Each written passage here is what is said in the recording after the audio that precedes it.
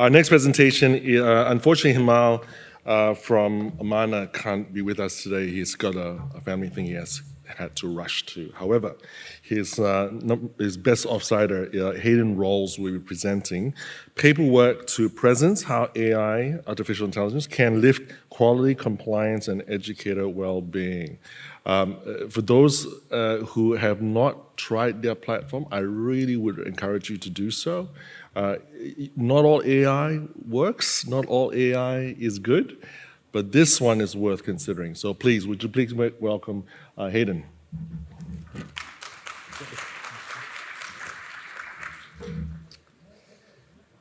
Awesome. Hey everyone, I'll just get my slides up. Hopefully that comes up. Oops, 1 second. Oh, good, get a bit of tech support. Just while they do that, my name's Hayden. I'm the head of partnerships at Mana. Himal, our founder, sends his apologies at a family emergency. Unfortunately, couldn't make it, so you're stuck with me. I know what you're probably thinking, looking at me. Who's this guy? He looks like he just graduated one of my early learning centres. But a bit about me. I started my career as an educator and worked in Deloitte in the strategy team, focused on the education sector before moving into research and looking at the role, the intersect of technology and teaching and learning. So today, hope to give you a bit of a background on sort of this AI wave and the opportunities for transformation for operators to help differentiate on value and also optimize cost. So I'll just hopefully get my slides up. 1 sec with the team.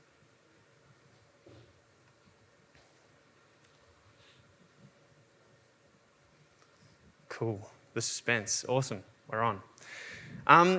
So in terms of, I'll go back one more. I guess the narrative, over this conference and in the sector right now is that things are harder than ever. There's more cost of living pressures, which are putting more scrutiny on the sector and where families spend their dollars. Also, some of the media that's affected our sector recently and a lot of the compliance pressures. Now within that, more important than ever is demonstrating the value of early learning. And I really like that analogy on the cream will rise to the top, which we've heard from a couple of speakers today. But luckily, we've got things on our side. We know the early years are the most important. And we really have a responsibility to help uplift our educators to see themselves as something more and also help communities to better understand the value of early learning. I often say the analogy, if you gave a parent $1 million to invest in their child's education, they'd probably put it into a posh secondary school or university. But what the research shows is that the first 1,000 days are the most important.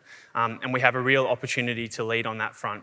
And I think this is only going to become more important in the era of AI, where it's a very uncertain time for children and young people going into this world and this workforce where jobs that are more manual or mundane, like data entry or accounting, will be automated by an AI. So we really need to put more emphasis on creativity, problem solving, entrepreneurship, resilience. And a lot of those things occur and are really led from early learning and those dispositions from learning that start from ECEC. I know a lot of parents often bombard us on school readiness. But I fundamentally believe that the school system is really broken in this future world, and the early years have an opportunity to lead that way forward. So I think it's a really exciting time for us in that respect.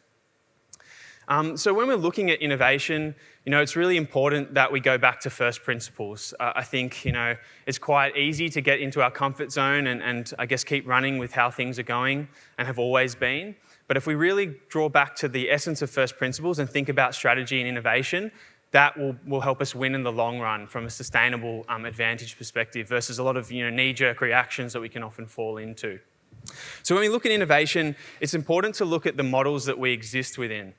Now, in Australia, we're sort of in between a spectrum of sort of two models, where we have on the left the restaurant service model, where there's heaps of restaurants popping up on the street, shiny new restaurants. The thing that differentiates you is the quality of your food. And in our business, that's education. Now, on the other side, we also have the utility model, which is sort of more like Canada's universal childcare, where the regulator really enforces the standards for quality, and there are sort of price caps due to subsidies. meaning that it's more of an efficiency game. So who can operate more effectively, reduce cost, and be compliant. So within those two models, we sort of exist in the middle of those two. We can have a look at sort of innovation from first principles, and I can talk about sort of some of the AI opportunities that we see. So the first one, a current challenge that we see a lot across our sector is the shortage of skilled staff. There's a lot of fast-track degrees that are coming through that maybe aren't equipping our workers with a real knowledge of child development. We have a strong reliance on international workers as well. And we've had quite a lot of attrition, which just means that knowledge is draining out of our sector. And combined with that, we have higher participation rates.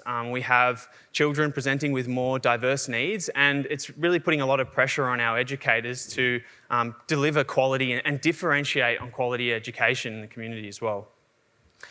So what could this look like from a future state? Well, in the AI world, one of the things that's really interesting is a concept called fine-tuning, which can really help democratize knowledge at scale.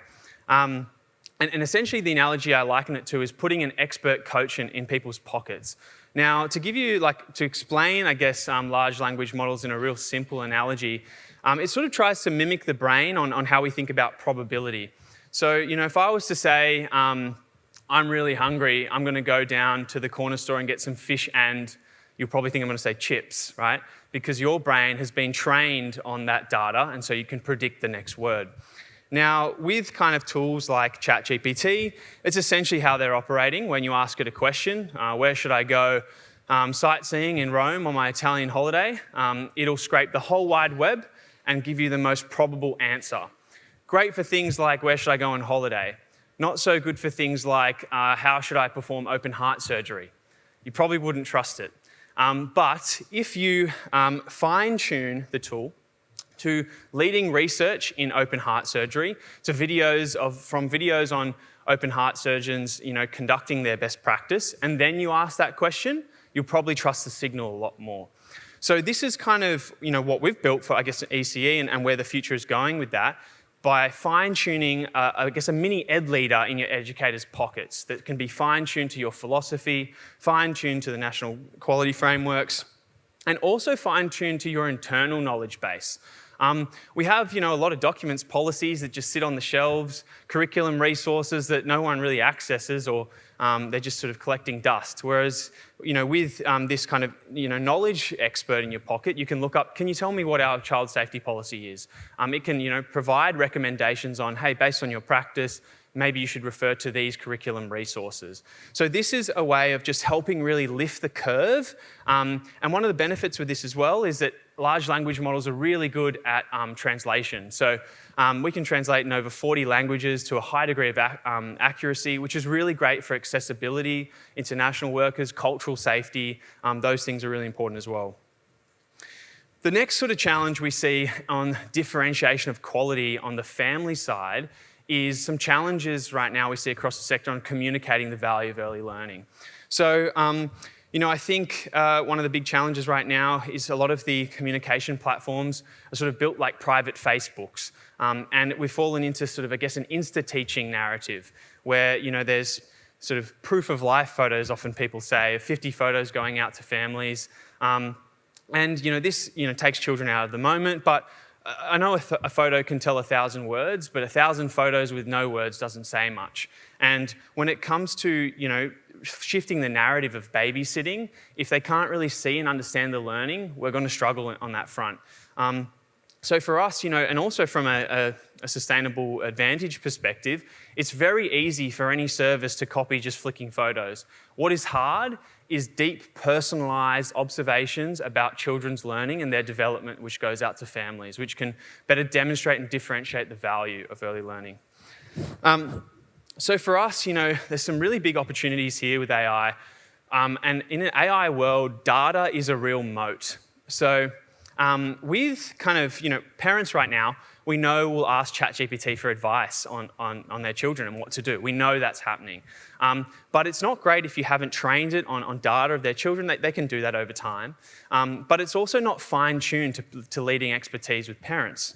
So one of the awesome things in early learning is we're collating all this rich data from teachers on their observations that we can then have an AI that is trained and fine-tuned to expert parenting advice that then parents can tap into to ask for advice on their children. It's just another thought partner and way to help them better understand what things are occurring. The other thing that we can do is we can suggest, based on the interests that we're seeing from children within their learning within the centre, we can suggest ways that parents can extend that learning at home. If a parent takes a photo, of their living environment, whether they be an apartment or a backyard, the AI can pick up on that and suggest relevant things based on their environment and the resources they have access to. And I guess what we want to flip to is more of learning becoming a two-player journey with families versus right now, it's very much one-sided communication, likes and comments, whereas, what are they doing at home? How can they reinforce that with what's happening in the centre and seeing technology play a bigger role in that future? Now, on the other side, the kind of efficiency model, one of the big challenges right now is we see educators, drowning in paperwork, and often operators paying for additional non-contact hours above the 2-hour minimum, or if they're not, often educators taking work home, which is becoming a liability, a psychosocial risk, and also we know that documentation load is a big driver of attrition in our sector. Now, we don't believe that educators need to be Shakespeares when it comes to writing documents, but they do need to be critical thinkers and spend quality time with children. And right now, whether you like it or not, I guarantee you there's a lot of your educators out there that are already using ChatGPT and tools like that to try and create efficiencies and cut their workload. But these tools don't have safeguards for critical thinking. You've probably seen AI slop as a new term, or it can hallucinate stuff that may or may not have happened, and that going out to families is a real brand risk, and there isn't those safeguards built into these tools. But this isn't an AI problem. This is a product problem, because OpenAI, for example, there's studies. There was a study done last year at MIT around de-skilling of looking at secondary students that use ChatGPT to write their essays that found them not having great recall and having poorer learning outcomes. But OpenAI, they hired a bunch of pedagogists and leading teachers to develop a study mode tool within their platform that has sort of checks and balances for students in their learning, scaffolding and coaching. And in an early randomized control trial, the early results show really positive impacts to children's learning. So for any of the nerds out there, feel free to ask me about the study design afterwards. But what that really shows is that it's about how do we design products with intention. So that we can, and that's one of the things that we've really been passionate about is we've got safeguards for critical thinking before someone can generate a document. The other thing from a speed perspective is looking at moving towards more of a voice-native future. So you can drop voice notes, you can do that in over 40 languages. So it's really much more efficient, so educators can spend more quality time with children, which is where their highest leverage exists. The other thing on the efficiency side is, right now, I think it's really important to look at what is the low-value human work that we're doing, and how can we maximize the high-value human work. Right now in our sector, leaders are swamped by the amount of paperwork and compliance. We have ed leaders and centre managers sitting in rooms, reviewing documentation and compliance, and that's often costly as well, paying them time out of ratio. When their highest leverage is being with their team, with peer-to-peer mentoring. So how do we give them more of that time back? Similarly, with for groups with a bit more scale, who might have like an area manager model, a lot of the time, it's very manual auditing, Excel spreadsheets. Whenever someone gets a knock for A&R, it's all hands on deck. You don't see that person for a week. They're gone. It's very reactive. So these are some challenges we currently see with how we're working right now. But in this future, what we really are excited about is using AI as creating, I guess, a mini compliance person in your pocket that can help do a lot of that heavy lifting on the auditing. Can review whether a working with children check is expired or not. Can do a lot of those low value tasks so that we can maximize the operating leverage of our business, have ed leaders, center managers more time with their staff in ratio, along with area managers having more leverage and being able to oversee more sites more effectively and being proactive when it comes to A&R. How good would it be to get the knock and just be like, oh, we'll be sweet. And there's analytics, you understand everything. That's a future as well that's we're really excited about. But there's a lot of noise on AI. There's a lot of things popping up and will continue to pop up. It's easier than ever to build now with AI coding agents. So how should we evaluate AI platforms to help differentiate and optimize our operating model? Well, one of the big things is not all AI is the same. So there's a lot of legacy systems that have a lot of legacy infrastructure that bolt AI on top. So it kind of looks more and feels more like a Grammarly. You can maybe translate in a few languages, reword things, but it doesn't harness the full potential of AI at its core. And that is the second category of things called AI native systems. Now, to give you a bit of a sense of that, does anyone here, there's sort of 3 levels to AI native systems. Hands up if you've used like a ChatGPT or a chat function in Claude before. Could you get a show of hands? Cool. Okay, so that's level 1. It can learn about your preferences over time, your style of writing. It's intelligent, always learning. The second phase is using AI agents. So has anyone used Claude Cowork before? Hands up if you have. A couple of people. So that's when it can go and do a task for you. So for example, an agent could look up the new regulations and then suggest policy changes to your document. The third phase is multi-agent teams. Has anyone used multi-agent teams before? Hands up. No, okay. So, in our platform, for example, we have over 70 agents that coordinate things together. So that's when they start talking to each other and have teams going on. So, for example, you could have an agent that goes and looks at your survey data from parents, summarize the key themes, sends it to a marketing agent that then creates your brochures and develops your marketing campaign, which then sends to your email distributor to send that out, right? So that's, I guess, the future. With these things, it's really important to understand security as well. AI presents a lot of challenges, but we have a lot of children's photos on our phones, iPhone, but we trust them because they have the cybersecurity standards. So whenever you're in talks with organizations, make sure they've got their SOC 2, ISO 42001 and ISO 27001. They're like international standards for safety. It's really important in an AI era. Just quickly, my last couple of things. I think the other key thing is in terms of understanding in harnessing AI native workflows, it's important to look at tools that are developing specialist capability. This sort of all-in-one narrative is nice on paper, but it becomes a sort of jack of all trades, master of none. And in this future, AI landscape, it's about having specialist tools that go deep in verticals and then having those integrated within a software stack so that you can better harness a deep understanding of those workflows. And that happens across other sectors. If we look at healthcare, Heidi Health, one of Australia's biggest health startups right now, they're founded by doctors and techies. And how do we deeply understand and walk the shoes of the people's lives that we want to help? Leave you guys on this last one. I guess, AI is here whether we like it or not. ChatGPT reached 800 million users in 2 years, which took the internet 13 years. Their models are always constantly updating, and 90% of their code is written by AI agents. So it's exponential. Whether we like it or not, it's here to stay. And it's really important that we lean into these conversations and help to shape the future on that.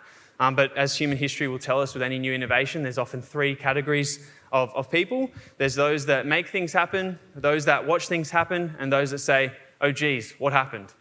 So with this, I think it's important that we all kind of come to the party and test these things, debate ethics and really help to safeguard children's futures and create better tools that can help us do the highest value human work. So that's a little bit about, I guess, my presentation. If you are interested in checking out what these economic benefits could be, we've developed a model that we've tested with some of our largest customers and also with a PE outfit to test the assumptions. You can compare those benefits for your centre and also compare your readiness to your peers. There's different, there's a big change management component to it, so you can see the adoption of that as well. So feel free to give that a scan if you're interested. We're at the booth, so feel free to drop by if any of that's of interest. Thanks so much for having me, I appreciate it.